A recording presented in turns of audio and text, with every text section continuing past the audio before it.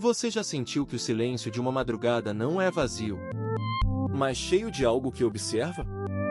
Marcos sentiu. E essa noite, no antigo prédio em obras, ele não estava sozinho. O frio do concreto nos subia pelos ossos. Marcos ajustou o colarinho do casaco, o rádio na mesa emitindo apenas chiados intermitentes. Aos 42 anos, ele parecia carregar o peso de dois. A culpa por aquela escolha a que ele nunca ousou nomear fazia com que cada noite de solidão fosse uma penitência silenciosa. O prédio, com seus corredores escuros e ferrugem nos andaimes, era o lugar perfeito para se esconder ou para ser encontrado. Foi às 2 da manhã que ouviu o primeiro som. Não era o rangido comum de uma estrutura em construção. Era um arranhar baixo, ritmado, vindo de dentro da parede ao lado da sua cabine de vigia. Marcos congela. O rádio morreu. O silêncio que se seguiu era mais pesado que o som. Ele se levantou, o flashlight cortando a penumbra. A parede de tijolos à vista estava intacta. Mas o som continuou, agora mais alto, como unhas percorrendo o outro lado do concreto. Alguém ou algo estava ali. Quem tá aí? A voz de Marcos saiu rouca, quase um sussurro. A resposta foi um gemido grave, que pareceu vibrar nos ossos da própria edificação. Ele recuou, batendo a cadeira. E então, o flashlight iluminou algo impossível. Na superfície cinza da parede, uma mancha escura começou a se formar. Não era umidade. Era uma forma, como se o concreto estivesse sangrando por dentro. A mancha se expandiu, adquirindo contornos dois pequenos corpos, abraçados.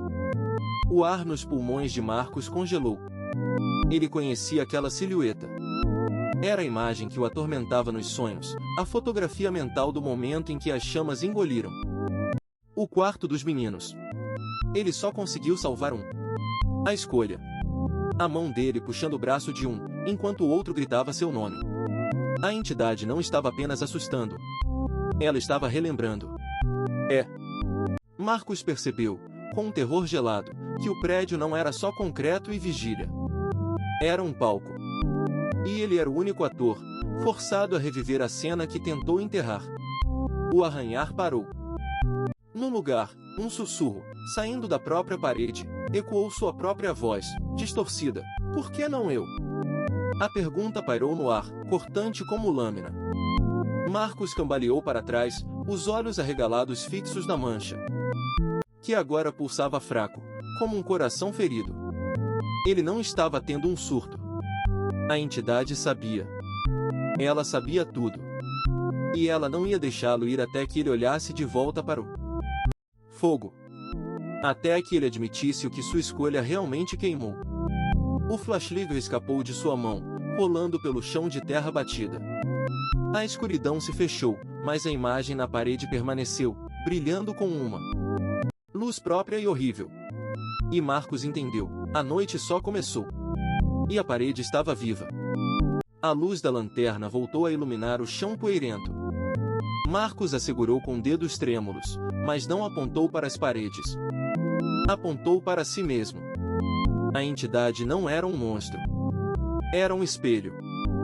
As sombras nas paredes não se moviam mais aleatoriamente. Elas se reorganizaram, formando um corredor estreito, idêntico ao do antigo apartamento. O ar ficou quente, cheirando a plástico derretido e medo antigo.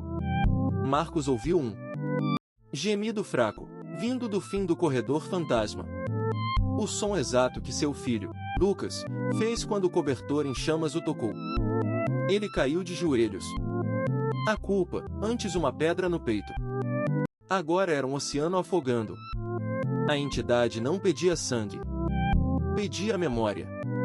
Queria que ele sentisse cada segundo daquela noite, de novo e de novo. Não, sussurrou, a voz rota. Eu não posso. A parede à sua direita borbulhou. Uma forma se projetou, translúcida, um homem com a mesma camisa de macacão dele, segurando uma criança nos braços. O outro filho, Rafael, ficou para trás, alcance da chama que crescia. A escolha. A escolha que definiu sua vida. A entidade estava recriando o preço. Cada detalhe. O calor. O grito abafado. O olhar de Rafael, não de raiva, mas de confusão. Marcos tentou fechar os olhos, mas a visão estava gravada em suas pálpebras. O que você quer de mim? Rugiu para a escuridão. As sombras responderam com um sussurro coletivo, 1000 vozes formando uma só frase: assuma. Ele balançou a cabeça, lágrimas escorrendo. Assumir significava aceitar que não houve escolha certa. Significava aceitar que, ao salvar um, condenou o outro. E que viver com isso era uma sentença. A imagem na parede avançou. O Marcos fantasma se virou, e seu rosto era uma máscara de agonizar. Ele abriu a boca, e a entidade usou suas cordas vocais. Você me escolheu, disse a voz, ecoando na caverna de concreto. Mas eu não sobrevivi à sua escolha. Foi a frase que Marcos nunca ouviu, mas que sempre soube. O preço da memória não era reviver o fogo. Era ouvir a verdade que se queimou nele. A tensão no ar se tornou insuportável. Marcos sentiu as paredes se fecharem, o teto descendo. A entidade estava colhendo o que plantou, desespero puro. Ele podia fugir, correr para a rua e nunca mais olhar para trás. Mas a culpa o seguiria. Sempre. Em vez disso, ele se levantou. O passo foi trêmulo, mas firme. Ele caminhou em direção à imagem de seu filho perdido, a mão estendida, não para agarrar, mas para tocar. Você tem razão, ele disse, a voz clara pela primeira vez. Eu te escolhi. E eu te perdi. E eu vivo com isso. Todos os dias. A mão de Marcos atravessou a imagem translúcida. Não houve choque. Apenas um arrepio de ar frio. A forma de Rafael não se dissipou. Em vez disso, ela se inclinou para frente, como se ouvisse, finalmente.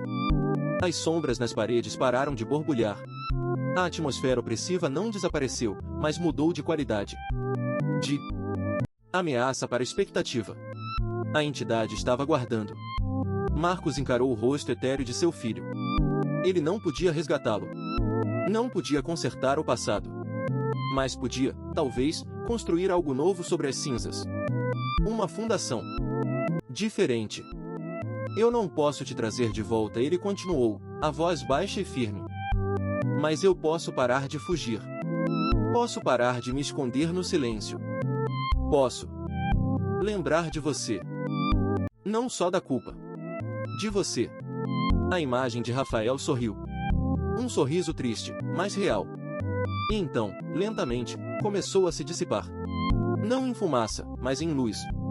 Uma luz suave que se espalhou pela parede, substituindo as sombras retorcidas. A entidade não foi embora. Ela se transformou. O preço foi pago. O abraço na escuridão não era físico. Era aceitação. Marcos ficou ali, de pé, no meio do prédio em obras. O frio da madrugada voltou a ser apenas frio. As paredes eram apenas concreto. Mas algo havia mudado. O peso no peito não sumiu. Aliviou. Transformou-se em algo que ele podia carregar. Ele pegou a lanterna, agora firme em sua mão. A luz iluminou o caminho de volta para a cabine do porteiro. A noite continuava. Mas pela primeira vez em anos, Marcos não estava fugindo dela. Ele estava caminhando através dela, em direção a uma nova fundação. Amanhã o sol nasceria. E ele estaria lá para vê-lo. Marcos sentiu o chão tremer sob seus pés. A lanterna piscou. A luz fraca iluminou pranchas de madeira empilhadas ao longe. Ele avançou, passos lentos. O silêncio do prédio em obras era absoluto. Mas algo havia mudado. O ar parecia mais pesado. Mais denso. Como se as paredes estivessem respirando. Ele parou. Houve um som baixo. Um rangido. Veio da parede à sua direita. Marcos ergueu a lanterna. A luz revelou tijolos à vista, fios expostos. Nada. Ele continuou. O som veio de novo. Mais alto. Mais perto. Um gemido. Vindo de dentro da parede. Marcos acelerou o passo. A cabine do porteiro ficava adiante.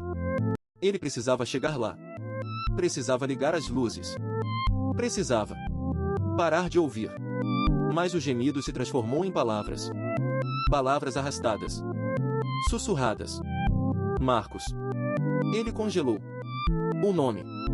Ouve seu nome. Veio da parede. Da parede. À sua esquerda agora. Ele girou. A lanterna tremia em sua mão. A luz varreu a superfície áspera. Nada. Mas o sussurro continuou. Você escolheu. O coração de Marcos disparou. Ele recuou um passo. Outro. O sussurro se tornou um eco. Ecoava pelo corredor vazio. Escolheu. Escolheu. Cada repetição era mais clara. Mais fria. Ele correu. A cabine estava ali. A porta aberta. Ele entrou.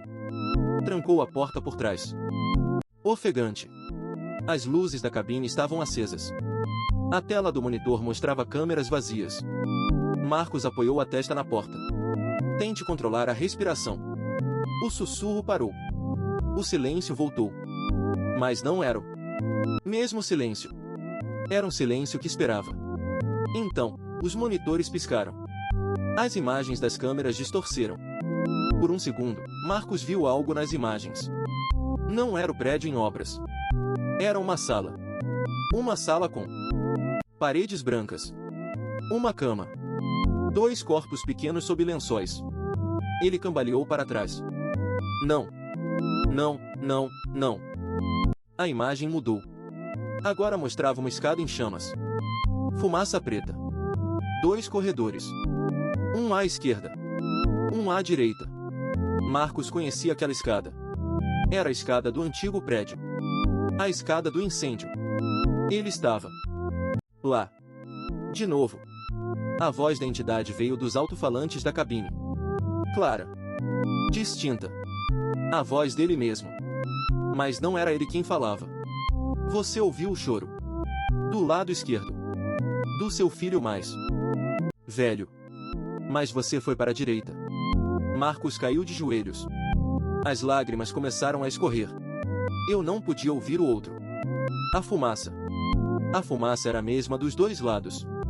Você escolheu. Você sempre escolheu. Os monitores mostraram agora um rosto. O rosto de um menino. O rosto do filho que ele não salvou. Os olhos abertos. Acusadores. A entidade falou de novo. A voz agora era a de uma criança. Por que você não veio por mim, pai?